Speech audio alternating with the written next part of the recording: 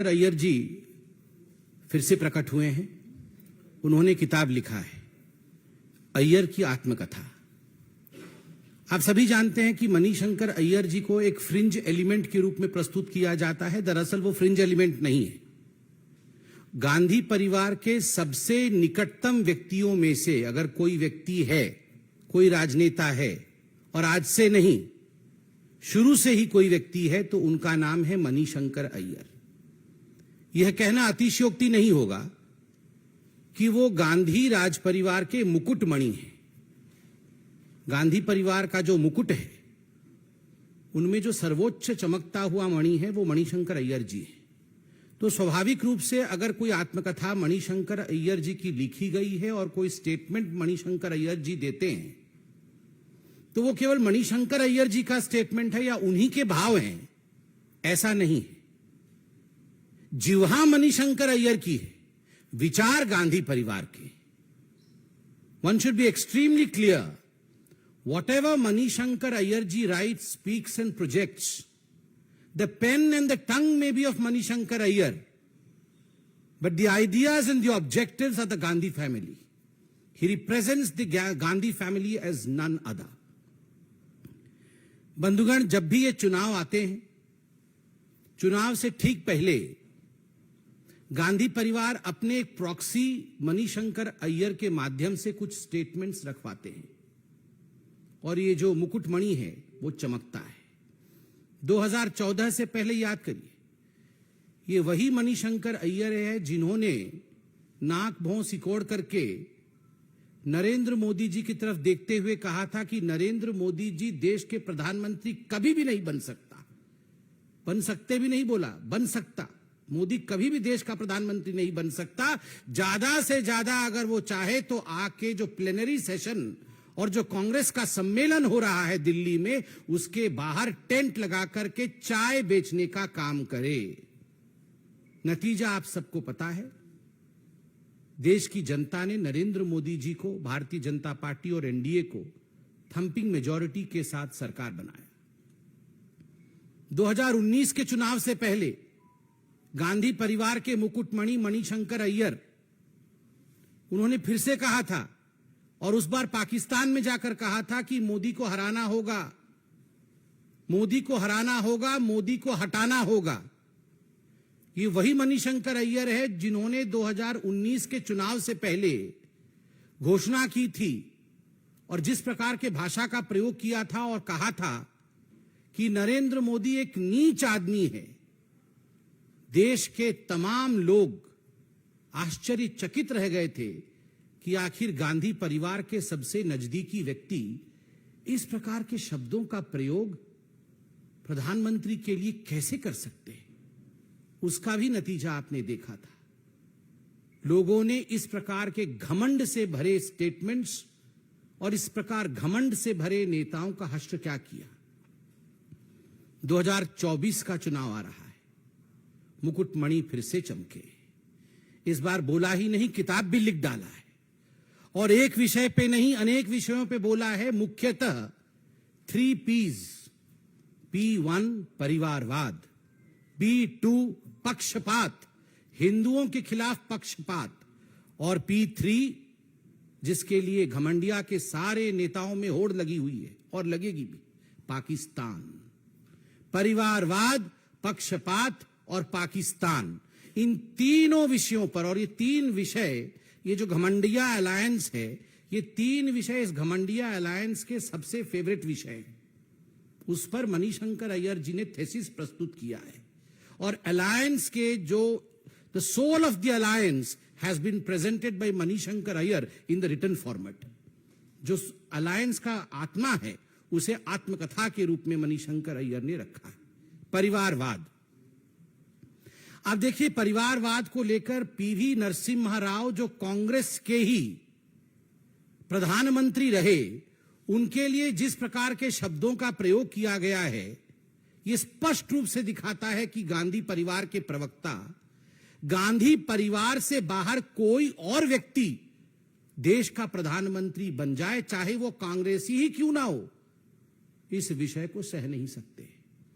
कदाचित सह नहीं सकते हैं। और मैं याद दिला दूं, पीवी नरसिम्हा राव जी वो व्यक्ति थे जो थे कांग्रेस के, मगर गांधी परिवार के नहीं थे, और गांधी परिवार से बाहर कांग्रेस के वो प्रथम व्यक्ति थे जिन्होंने 5 वर्ष के कालखंड को बतौर प्रधानमंत्री पहली बार पूरा किया बगैर गांधी परिवार के होते हुए।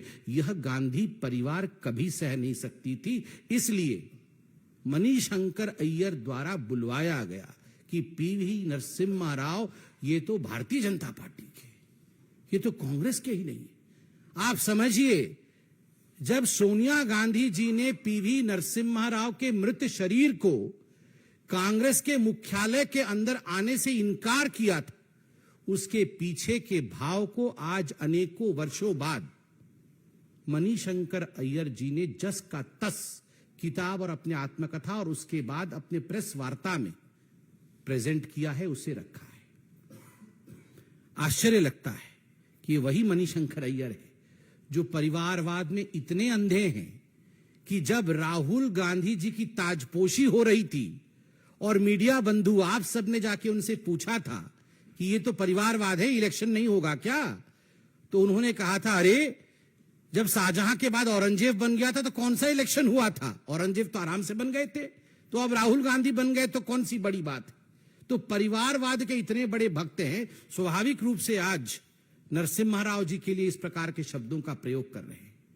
पक्षपात, हिंदुओं के खिलाफ पक्षपात, यह ना केवल कांग्रेस अपितु ये जो घमंडिया अलायंस है इसका एक बेसलाइन है। और चुनाव से पहले ठीक इस पक्षपात को मणिशंकर अय्यर जी को एक फ्रिंज के रूप में प्रस्तुत करके इस विषय को रखने का प्रयास किया गया है। वो फ्रिंज नहीं है, मैं बार बार याद दिला रहा हूं।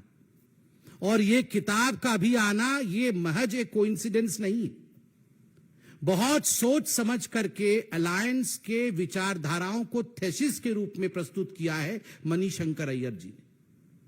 और इस किताब में वो लिखते हैं, भव्य राम मंदिर का निर्माण चल रहा है, देश की जनता शांतिप्रिय तरीके से इस विषय को उन्होंने ग्रहण किया।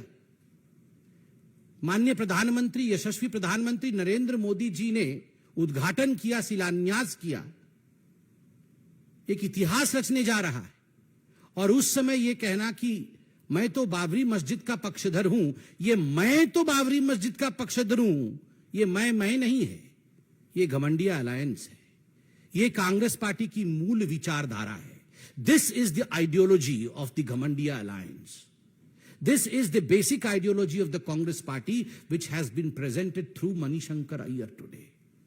आप सोचिए, ये वही मणिशंकर अय्यर है जिन्होंने 2019 के चुनाव से पहले राम मंदिर का विषय जब कोर्ट में चल रहा था तब उन्होंने कहा था कि अयोध्या के महल में तो 10,000 कमरे थे, क्या भारतीय जनता पार्टी या हिंदू ये प्रूव कर सकते हैं कि किस कमरे में भगवान राम का जन्म हुआ था।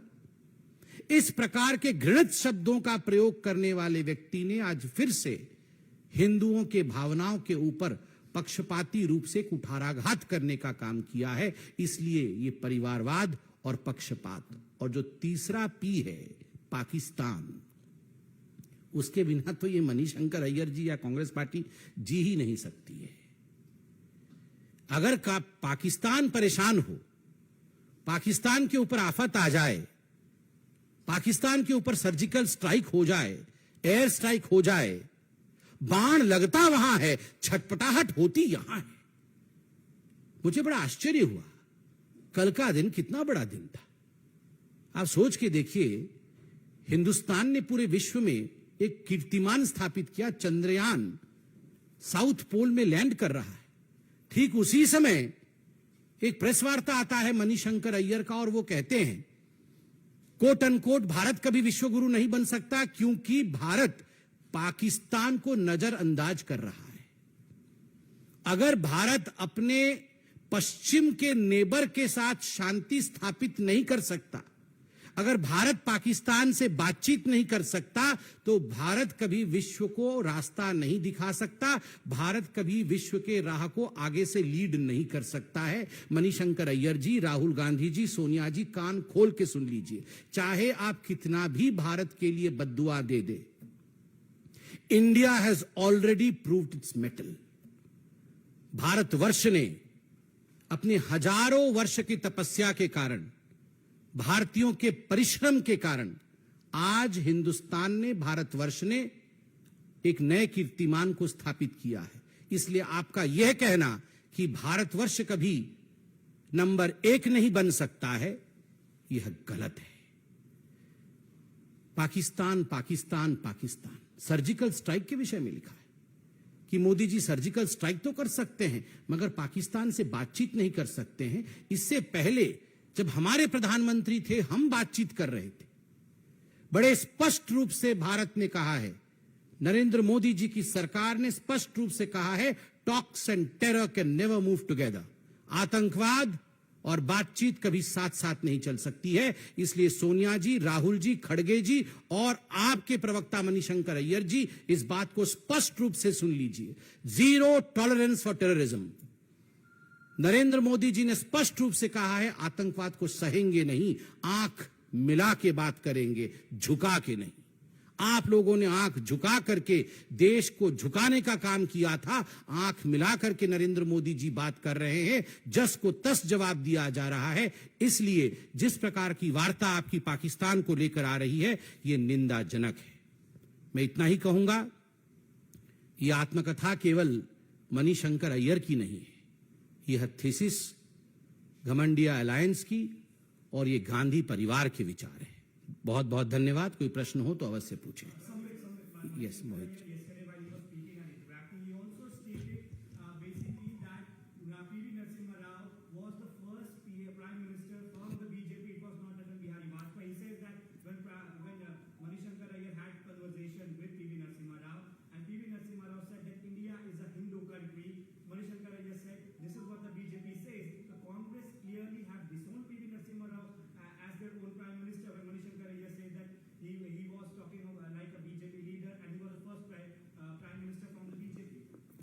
As far as Manishankar Aiyar ji is concerned, it is very clear right from the very beginning that Mr. Aiyar speaks for the Gandhi family. He is the spokesperson of the Gandhi family.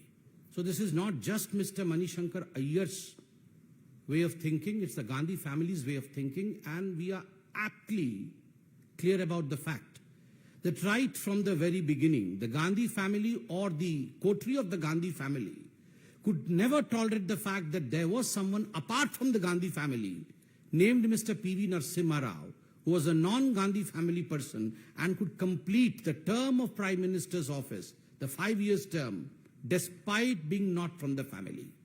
This is the reason as to why he has been humiliated in the past, and the humiliation continues even today. The humiliation was to the extent that his cremation was not allowed in the capital.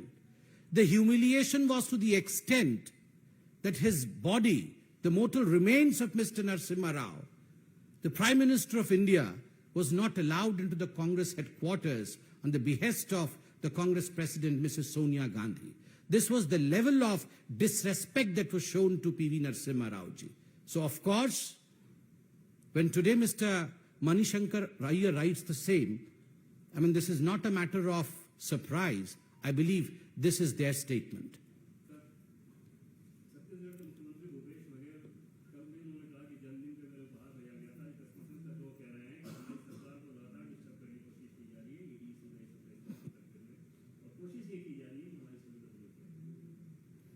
नहीं, जहां तक छत्तीसगढ़ की सरकार है और उनकी छवि है, छवि को धूमिल करने के लिए हमारी आवश्यकता नहीं।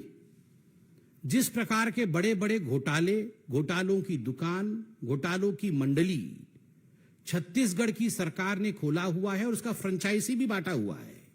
हेडक्वार्टर तो है ही कहां, आप जानते हैं, उसके फ्रेंचाइजी भी है।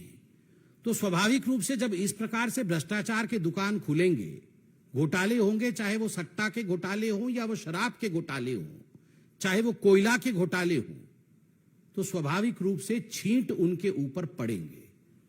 और जब पेड किया है ब्राइब, तो होंगे ही रेड। रेड तो होंगे ही, रेड क्यों नहीं होंगे? वो जमाना लद गया, वो जमाना बदल गया है जब आपको लगता था कि भ्रष्टाचार हमारा जन्मसिद्ध अधिकार है। आप बताइए, आपने चार्जशीट देखा है कि नहीं मुझे पता नहीं, आप बताइए। जिन लोगों ने चार्जशीट पढ़ा होगा, ये लगभग 37 पेजेस का चार्जशीट है। इस चार्जशीट में स्पष्ट रूप से कहा गया है एएसआई चंद्रभूषण वर्मा, ये चंद्रभूषण वर्मा जो एएसआई है, पुलिस का एक अधिकारी है, 65 करोड़ रुपए का लेन देन वो खुद स्वीकार करता है। और वो स्वीकार करते हुए रवि उप्पल जी का नाम लेता है। कौन है ये रवि उप्पल? और बाकी जिनका नाम लेता है विनोद शर्मा। कौन है ये विनोद शर्मा? ये मुख्यमंत्री के खुद के लोग। जब उनका नाम चार्जशीट में आता है और खुद ये कन्फेशन स्टेटमेंट में लिया गया है, तो आपको क्या लगता है इस पर किसी प्रकार की कार्यवाही नहीं होनी चाहिए? केवल इतना ही नहीं, कोयला घोटाला लगभग 540 करोड़ रुपए का, उसमें उप सचिव सौम्या चौरासिया का क्या रोल था? क्या आज सौम्या चौरासिया, जिसके घर से नोटों के बंडल निकले थे और नोटों के बंडल को आप सभी बंधुओं ने दिखाया था टीवी में भी, क्या जब घर से नोटों के बंडल निकलेंगे तो उस पर कोई कार्यवाही नहीं? कौन सुपर सीएम कौन था? ये सौम्या चौरासिया कौन थी जो जेल के अंदर है? और कौन कौन से कांग्रेस के कार्यकर्ता आज जेल के अंदर है, ये आप भी जानते हैं।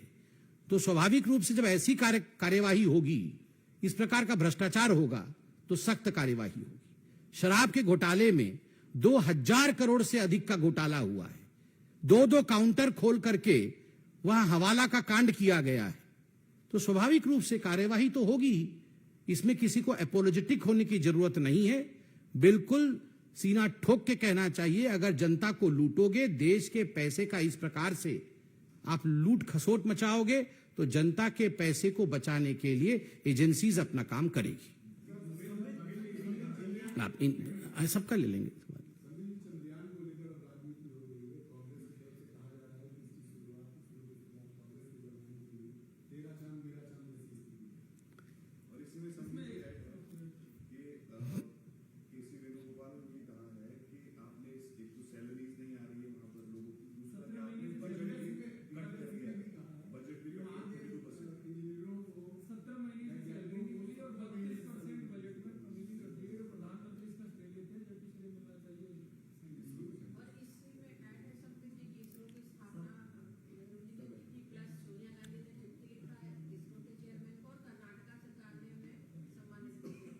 देखिए, पहले तो मैं आप सबको बधाई दूंगा कि चंद्रयान का जिस प्रकार से कल लैंडिंग हुआ मून के साउथ पोल में, और भारतवर्ष पहला देश बना मून के साउथ पोल में पहुंचने का, ये हम सब के लिए, चाहे हम प्रवक्ता हो, चाहे आप मीडिया पर्सन हो, और मेरे कैमरे के बंधु भी सामने खड़े हैं, उनको भी बहुत बधाई।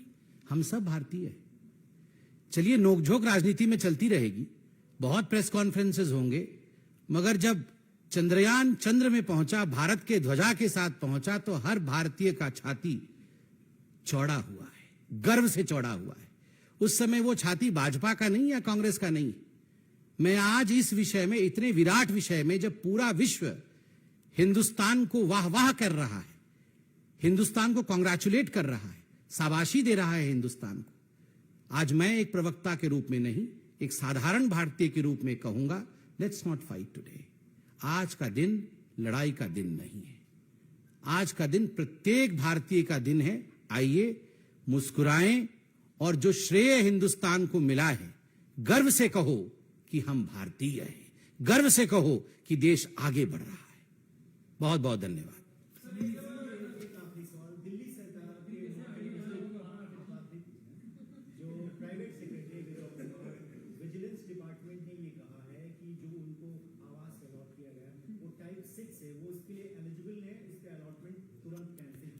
माफ करिएगा, मुझे ये विषय पर, दिल्ली सरकार की रोज की लड़ाई होती है, किसको कौन सा घर अलॉट हुआ है, पानी कितना आ रहा है, वो सारे विषय में वो मोदी जी के खिलाफ कहते रहते हैं। अब मैं ये वो भूल गया हूं क्या क्या हो रहा है उनका। अब हो गए।